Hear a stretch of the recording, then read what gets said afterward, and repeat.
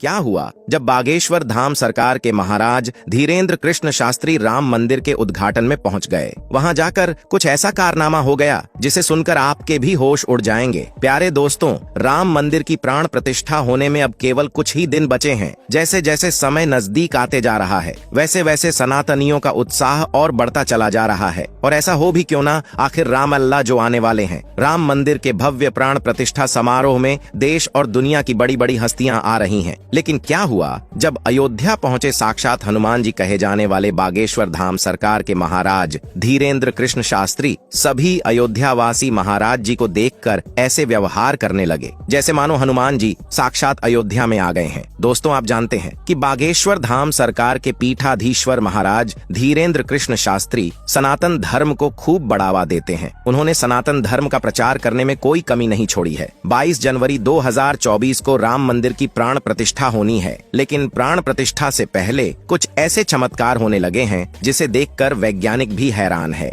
दोस्तों, हमारे देश में बाबा संत महात्मा जैसे लोग बहुत सारे आए हैं। कोई अपने प्रवचन से लोगों को अपना भक्त बनाता है, तो कुछ लोग नाच गाना करके लोगों को आकर्षित करते हैं, और कुछ बाबा तो ऐसे हैं जो अपने भक्तों को तरह तरह के पकवान खाने की सलाह देते हैं। खैर दोस्तों, इस तरह के ज्यादातर बाबा आज को जेल की हवा खा रहे हैं। लेकिन दोस्तों, ये जनाब ऐसे हैं जो छाती ठोककर सच्चे दिल से लोगों की सेवा करने में लगे हुए हैं। इनके दरबार में जो कोई भी जाता है, ये उसके मन की बात पहले ही जान लेते हैं। हम बात कर रहे हैं यहाँ पर श्री बालाजी बागेश्वर महाराज की, जिनकी चर्चाएं केवल देश में ही नहीं बल्कि विदेशों तक फैली हुई हैं। भारत के अलावा भी बागेश्वर बाबा ने विदेशों में अपना दरबार सजाया हुआ है। बागेश्वर बाबा जो अपने कड़क अंदाज में बोलना शुरू करते हैं तो भक्त अपने आप ही आस्था में लीन हो जाते हैं, तो कुछ लोग रोना पीटना भी शुरू कर देते हैं। लेकिन इन सब चीजों के पीछे की असली सच्चाई क्या है और क्यों लोग बागेश्वर बाबा के सामने आते ही सब कुछ भूल जाते हैं, आइए बात करते इस बारे में। सबसे पहले तो आपको बता दें कि बागेश्वर धाम सरकार का असली नाम धीरेन्द्र कृष्ण शास्त्री है। इनका जन्म छतरपुर के छोटे से गांव गढ़ा में हुआ था। इनका जन्म बहुत ही गरीब ब्राह्मण परिवार में हुआ था, लेकिन गरीबी की हालत में अपना बचपन गुजारने के बावजूद आज धीरेन्द्र कृष्ण स्वामी बड़े बड़े अरबपतियों को भी अपने दरबार में झुकाने की शक्ति रखते हैं। कहा जाता है कि धीरेन्द्र कृष्ण स्वामी हनुमान जी के परम भक्त हैं और 12 साल की छोटी सी उम्र से ही इन्होंने बालाजी यानी कि हनुमान जी की सेवा शुरू कर दी थी। इनका पूरा ध्यान भगवान की सेवा में ही लगा रहता था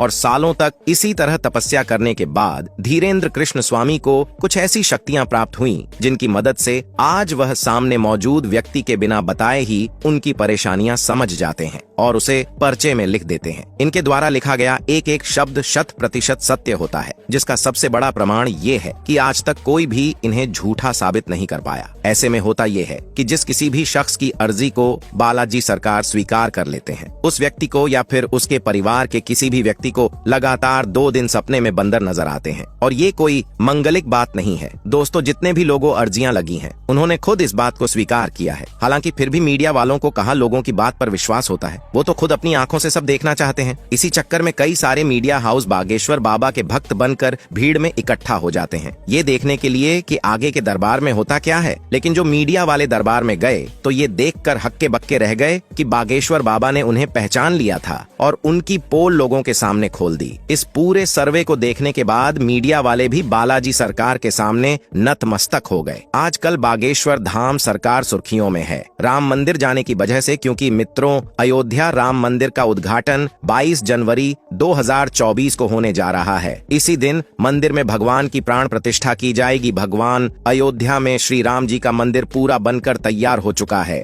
वही मंदिर में भगवान श्री राम के विराजमान होने का समय धीरे धीरे आता जा रहा है और जैसे जैसे वह तारीख नजदीक आती जा रही है, वैसे अयोध्या में चमत्कार के ऊपर चमत्कार देखे जा रहे हैं। हमने आपको अपनी पहली वीडियो में बताया था कि जटायु और जामवंत अयोध्या में पहुंच चुके हैं। जो भालू और गिद्ध हमें कहीं नजर नहीं आते हैं, वह अयोध्या में झुंड के झुंड पहुंच गए हैं। इन्हें देखकर बताया जा रहा है कि यह भी भगवान की प्रतिष्ठा में शामिल होंगे। चलिए इस बात को आगे बढ़ते हुए हम आपको एक और नई जानकारी देने जा रहे हैं। बताया जा रहा है कि मंदिर के उद्घाटन में भारत के बड़े बड़े कथावाचक आएंगे, जिसमें से सबसे पहले बात होती है धीरेन्द्र कृष्ण शास्त्री उर्फ बागेश्वर धाम सरकार की। उसके बाद में भारत की प्रसिद्ध कथावाचक जया किशोरी और जी अनिरुद्धाचार्य महाराज जी तथा सद्गुरु रामभद्राचार्य जी और जाने माने देवकी नंदन ठाकुर जी जैसे बड़े कथावाचक आएंगे और ये सभी लोग यहाँ पर 22 जनवरी को भव्य जागरण करेंगे। तो चलिए, अब आपको ये तो बात पता चली गई होगी। अब आपको आगे की जानकारी देते हैं। जिन गिद्ध और भालू को देखकर पूरी दुनिया सोच में पड़ चुकी है, वहीं पर बड़े बड़े साइंटिस्ट वैज्ञानिक हैरानी में पड़े हुए हैं। उन्होंने भी साफ बता दिया है कि यह कोई साधारण गिद्ध भालू नहीं है, ये भगवान श्री राम के भक्ति के रूप में आए हुए हैं। रिच अर्थात भालू राजा का नाम तो आपने सुना ही होगा। जिस जगह पर रामायण का नाम आएगा उस जगह पर जामवंत का नाम जरूर आएगा। मित्रों, सतयुग में ब्रह्मदेव के असुरों से पैदा हुए थे। उसे समय जामवंत बहुत ही बड़े शक्तिशाली थे। उन्होंने उसे समय 7 अवतारों की सेवा की थी और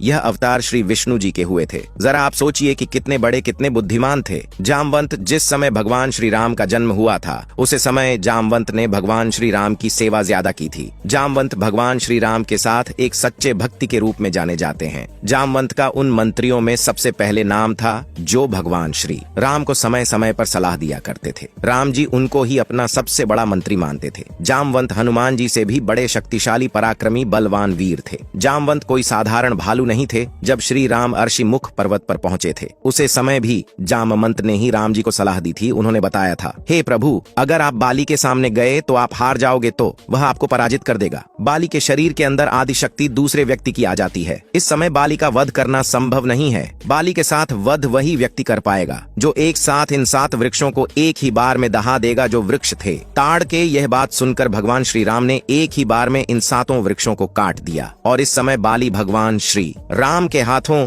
वीर गति को प्राप्त हो गया। दोस्तों, अब हम बात करते हैं कथावाचकों के अलावा राम मंदिर के प्राण प्रतिष्ठा समारोह में बॉलीवुड की कौन सी बड्ढी हस्तियां जा रहे हैं। दोस्तों, जैसा कि आप सब जानते ही होंगे कि राम मंदिर बनने का इंतजार भारत के हर सनातनी ने बहुत किया है। अब जाके राम मंदिर बन पाया है और इस समारोह में जिसमें मुख्य अतिथि के रूप में देश के प्रधानमंत्री नरेंद्र मोदी होंगे, अभिनेता सनी देओल भी 22 जनवरी को होने वाले रामलला के प्राण प्रतिष्ठा उत्सव में शामिल होने वाले हैं। वह कहते हैं, मैं खुद को बहुत भाग्यशाली मानता हूँ कि मुझे अयोध्या में प्रभु श्री राम का दर्शन करने का मौका मिल रहा है। मेरी प्रभु श्री राम से यही प्रार्थना है कि प्रभु श्री राम मेरी आंखों को सारा तेज ग्रहण करने की शक्ति दें। इस पल का मैं वर्षों से इंतजार कर रहा था। बहुत खुश और बहुत भावुक हूँ। इसके अलावा अभिनेता अक्षय कुमार प्रभु श्री राम के मंदिर निर्माण को लेकर बहुत खुश हैं। प्राण प्रतिष्ठा कार्यक्रम आरोह में अक्षय कुमार भी पहुंच रहे हैं। जब मंदिर निर्माण का कार्य शुरू हुआ था तब अक्षय कुमार ने मंदिर निर्माण कार्य में अपनी तरफ से योगदान दिया था और उन्होंने सोशल मीडिया पर लिखा था, मैंने शुरुआत कर दी है, उम्मीद है आप भी इसमें शामिल होंगे। अक्षय कुमार ने लोगों से अपनी क्षमता के अनुसार योगदान देने और ऐतिहासिक मंदिर के निर्माण में हिस्सा लेने का आग्रह किया था। साउथ सिनेमा के दिग्गज अभिनेता चिरंजीवी को भी प्रभु श्री राम के प्राण प्रतिष्ठा समारोह में आने के लिए निमंत्रण मिला है। चिरंजीवी के साथ बाल कलाकार के तौर पर अपने करियर की शुरुआत करने वाले अभिनेता तेजा सजा की फिल्म हनुमान रिलीज हो चुकी है। इस फिल्म के प्रमोशन के दौरान अभिनेता चिरंजीवी ने खुलासा किया है कि अयोध्या में राम मंदिर के निर्माण के लिए प्रत्येक टिकट से 5 रुपए दान किया जाएगा। अभिनेता अनुपम खैर भी प्रभु श्री राम के प्राण प्रतिष्ठा समारोह में पहुंच रहे हैं। वह कहते हैं, हिंदुओं ने कई वर्षों तक संवैधानिक रूप से लड़ाई लड़ी। यह केवल हिंदू धर्म के बारे में नहीं बल्कि अभिव्यक्ति के बारे में है।